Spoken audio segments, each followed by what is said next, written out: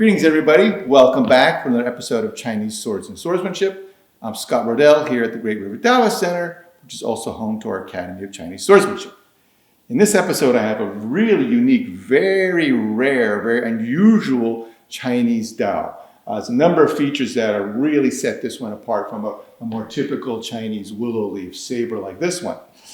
Most obvious is this brass, heavy brass, human head shaped pommel. Now, I've seen a number of these over the years. I've seen 3. I've handled a couple I've seen in books, so altogether 3 or 4.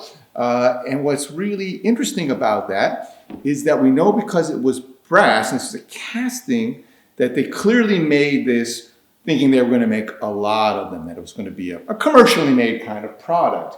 On the other side, though, we've only seen those 3 or 4 examples in private and collections, and so we know that it never really caught on. And that's interesting. I don't wonder why not. Probably because it is quite a departure from the sort of Chinese norm, not only in the way the sword is fit with the human head pommel. You have to remember, other than this example, there are no known examples from the Qing period of zoomorphic kind of pommels. Europeans did that. They had, animal heads, lions. Americans used a eagle head sort of pommel. So they were common in Europe and also in America, but it wasn't a way that the Chinese tended to fit their swords. They would use the round pommels or sometimes square pommels, but never an animal head. So this is really very unique in Chinese history. But probably because it was such a departure from the standard, from the norm, it didn't quite catch on. So while during the Qing period, swords did not have zoomorphic or human head pommels, but had pommels of this sort of shape that were sometimes decorated with engravings, but not a head sort of shape. There was one type of Chinese sword which did have a demon head pommel, and that was an executioner's sword. And so that may also have been one reason. Obviously, this is not a demon head. Maybe perhaps in some Chinese people's minds, they're foreign devils, so perhaps in a way, at that period, they would have thought that is like a demon's head. And so perhaps because that was associated with the demon's head on an executioner's sword, that may have been another reason why a Chinese person, a soldier looking for a sword, who would want to be associated with being an executioner, would not have really taken a fancy to this style of hilt. So the question is, well, if it is so different, where did it come from?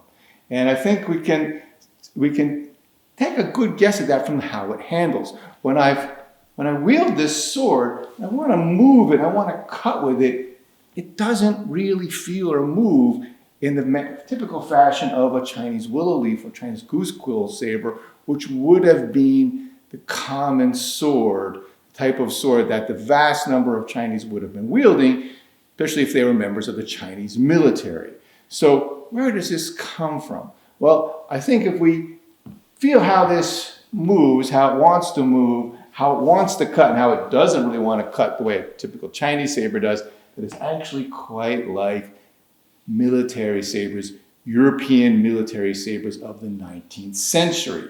And if we look at the curvature, this is a little deeper curve. You compare the curvature here of this human head pommel saber and more typical Qing willow leaf saber, you can see this one is more deeply curved. And if we look at swords of the period, swords of the 19th century, we can see that there's a tendency for European sabers, especially in the earlier 19th century, to have this sort of shamshir shape, a more deeply curved sword. And so handling this sword, having looked at some European swords, I'm no expert in European swords by any means, having looked at a number of European swords, this particular sword bears, I'd say, a fair resemblance to the British 1803 flank officer's sword.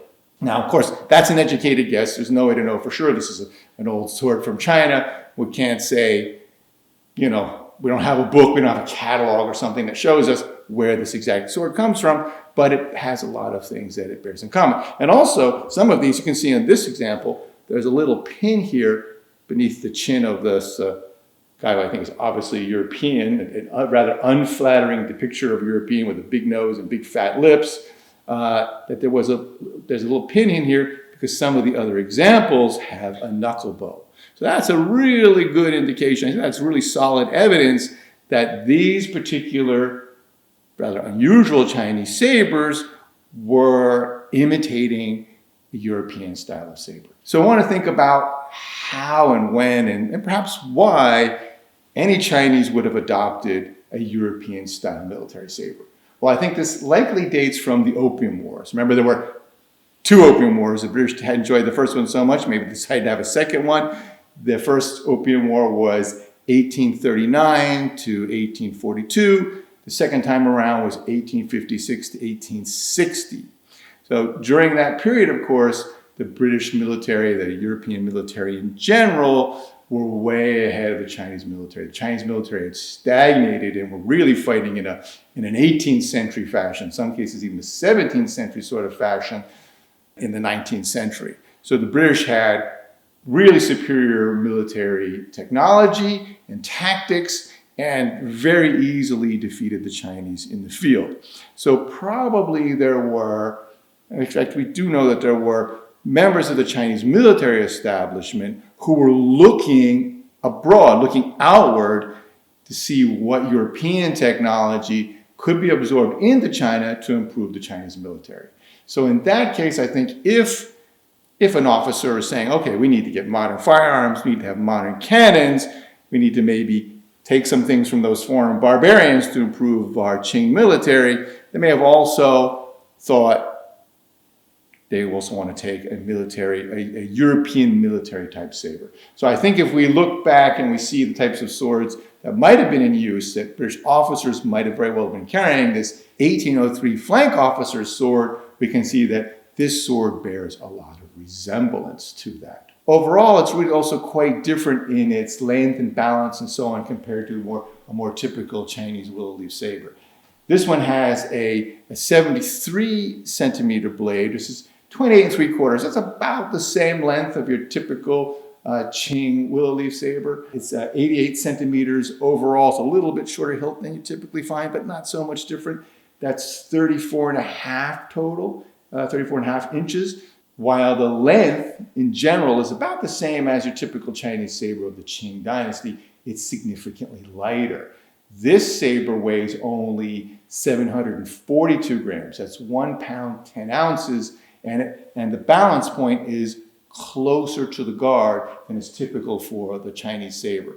Chinese sabers would be more like 2 pounds. And so when you take off, about 25% of the weight and you bring that balance point back, it really moves differently. So this sword does not want to cut and move in the fashion that Chinese saber is typically used. So that's another reason why this probably didn't catch on. And we don't see a lot of examples of it. Although it was obviously, like I said earlier, because of this brass fittings, we know that whoever was making these intended to make them in larger numbers, to make them in batches. There's not one-off unique pieces. This is a commercially produced piece, but it probably didn't catch on simply because for a Chinese swordsman, for someone like myself that's trained in Chinese swordsmanship, it doesn't feel right. It doesn't move the way we want it to move.